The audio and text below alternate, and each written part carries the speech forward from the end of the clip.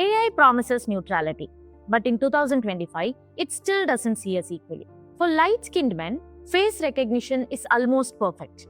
For women and darker-skinned people, the mistakes mount. And the group misidentified most often or marked unknown or even mistaken for men, darker-skinned women. Why does this happen?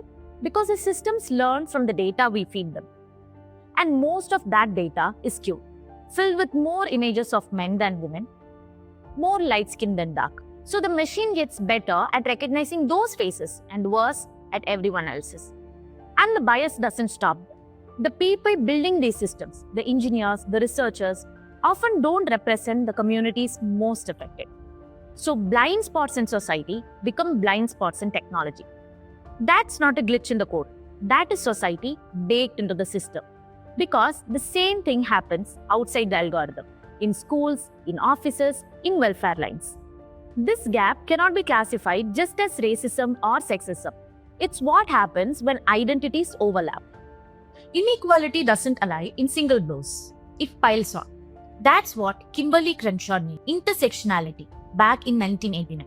The idea that race, gender, class, caste, sexuality, disability, everything overlaps. And when they do, disadvantage multiplies. Intersectional feminism isn't about women versus men. It is about everyone to the classrooms. Dalit women in rural India who are excluded twice over. Queer Muslim migrants carrying both stigma and suspicion. Trans workers stuck in insecure jobs. People with disabilities navigating barriers at every step. It's a lens that widens feminism, so then the sharpest edges of inequality doesn't cut people out of the picture. And this is not just an abstract idea. It plays out in real lives, in who gets food, who gets jobs, and who gets left out. When systems, whether bureaucracies, companies, or algorithms, ignore overlapping identities, the people at those intersections lose out first. That's why intersectional feminism is not a buzzword.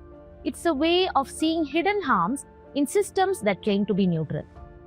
It doesn't only ask, are women equal to men, but also which women, in which contexts, and who disappears if we don't account for the overlaps. And in the age of AI, that question is more urgent than ever. So here is the real challenge. If our technology is biased, whose futures are we designing for? And whose are we leaving behind? Or worse, erasing? I'm Azifa Fatima, and this is Shortcut, where we unpack what matters in under 3 minutes.